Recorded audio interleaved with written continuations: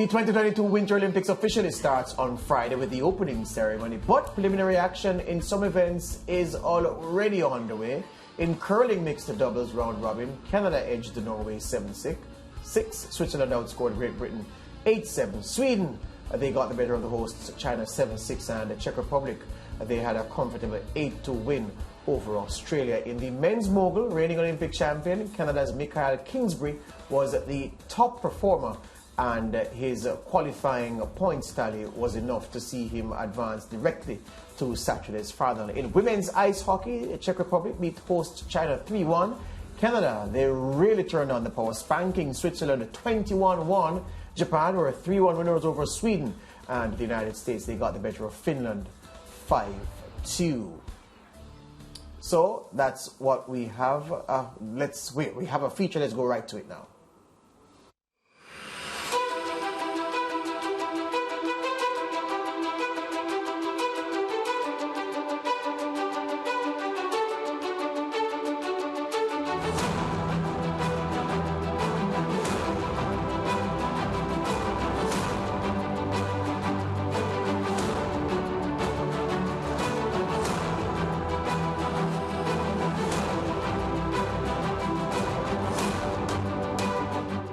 The Winter Olympics is set to begin tomorrow, and SportsMax will be bringing to you live coverage.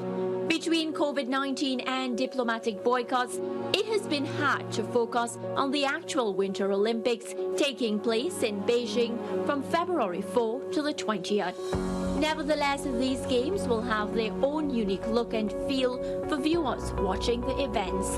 Here are 3 facts about the 2022 Winter Olympics. There will be limited attendance. Because of COVID-19, the Beijing Olympics organizers initially announced that only residents of the host country would be able to attend. Then, the first detected case of the Omicron variant was reported on January 17. Ticket sales were then cancelled, and spectators will only be allowed by invitation. There is a smaller budget. Now, it's hard to call a $3.9 billion budget small unless you are comparing it to the $43 billion spent on the 2008 Summer Olympics in Beijing. Part of the savings comes from the fact that Beijing is the first city to host both a winter and summer games and will reuse some of the facilities it built for 2008. Well, every Winter Olympics has a mascot, and Beijing is no different. The mascot for this year's games is a panda bear in a suit of ice named Bing Dun Dun. A reminder, panda bears are native to China. As we wrap today's feature, a reminder to stay tuned to SportsMax for all your Winter Olympics content and coverage.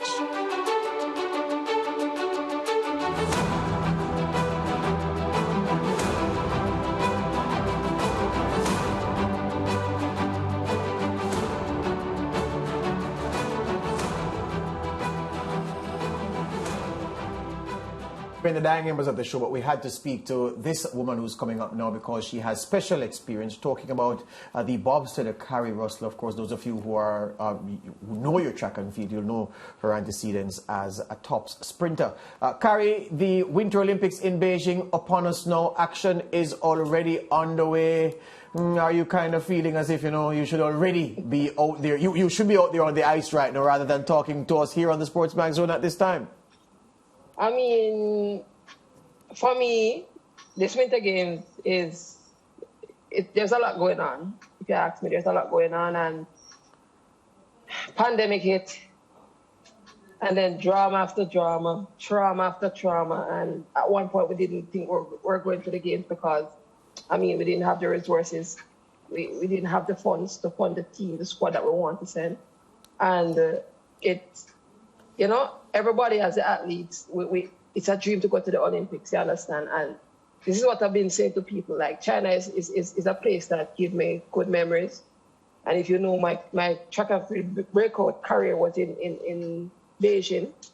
And then I went there back to the World University Games and I medaled there again, 1 gold as a matter of fact. And, you know, for me, it's just like a home place to reap success.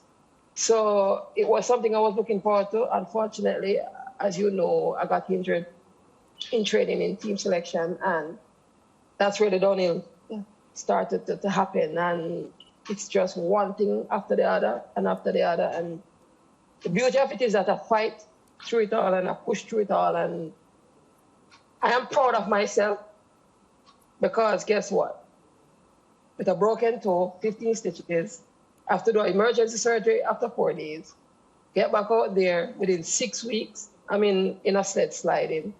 That's just mental toughness. And there's no price for that. So for me, I think I've learned so much over the season. I understand the sport more. And I realize that if you don't have good equipment, if your body is not up to where it should be, it makes no sense for you to make certain approach if you don't have those stuff. Yeah, and the time is flying by, but I'm very happy that you spoke to that disappointment and also to something that you have gained from the experience.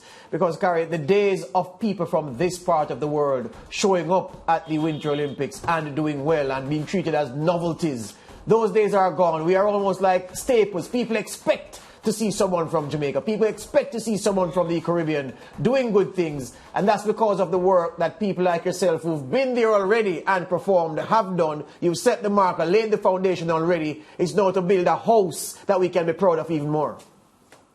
Yeah, and the thing is, that I like the direction that our team is going in. It's the first in history we had a female team and a male team going to the games, right?